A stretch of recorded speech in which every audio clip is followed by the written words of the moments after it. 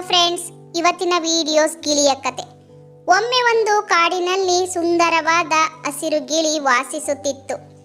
ಅದು ನದಿ ತೀರದ ಹಣ್ಣಿನ ಮರದಲ್ಲಿ ನೆಲೆಸಿತ್ತು. ಗಿಳಿಗೆ ಮಾತನಾಡಲು ಬಹಳ ಇಷ್ಟ. ಅದು ಅಲ್ಲಿಯ ಪಕ್ಕದ ಹಕ್ಕಿಗಳ ಜೊತೆ ಮಾತನಾಡುತ್ತಾ ಕಾಲ ಕಳೆಯುತ್ತಿತ್ತು. ಒಂದು ದಿನ ಆ ಕಾಡಿಗೆ ಒಬ್ಬ ಬೇಟೆಗಾರ ಬಂದನು. ಅವನು ಗಿಳಿಯ ಸೌಂದರ್ಯವನ್ನು ನೋಡಿ ಅದನ್ನು ಹಿಡಿದುಕೊಂಡು ತನ್ನ ಊರಿನ ಕಡೆಗೆ ಹೊರಟನು.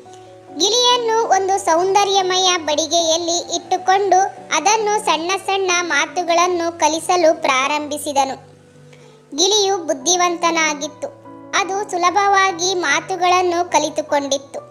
ಬೇಟೆಗಾರ ಅದನ್ನು ರಾಜನ ಮುಂದೆ ತೆಗೆದುಕೊಂಡು ಹೋದನು. ರಾಜನಿಗೆ ಗಿಳಿಯನ್ನು ತೋರಿಸಿದ.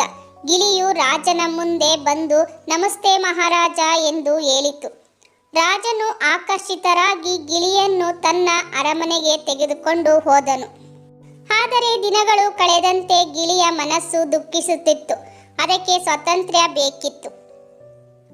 ಅದು ಹಳೆ ಕಾಡನ್ನು, ಸ್ನೇಹಿತರನ್ನು ಮರೆತಿರಲಿಲ್ಲ.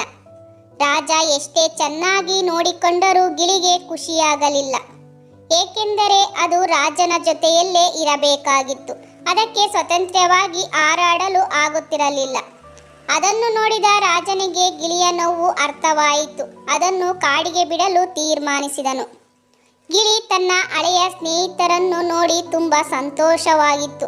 ಅದು ಮತ್ತೆ ಸ್ವಾತಂತ್ರ್ಯದಿಂದ ಹಾರಲು ಪ್ರಾರಂಭಿಸಿತು.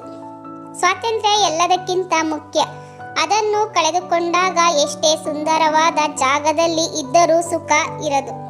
ಈ ವಿಡಿಯೋಸ್ ನಿಮಗೆ ಇಷ್ಟವಾದರೆ ಲೈಕ್ ಮಾಡಿ, ಶೇರ್ ಮಾಡಿ, ಸಬ್ಸ್ಕ್ರೈಬ್ ಮಾಡಿ. Thank you.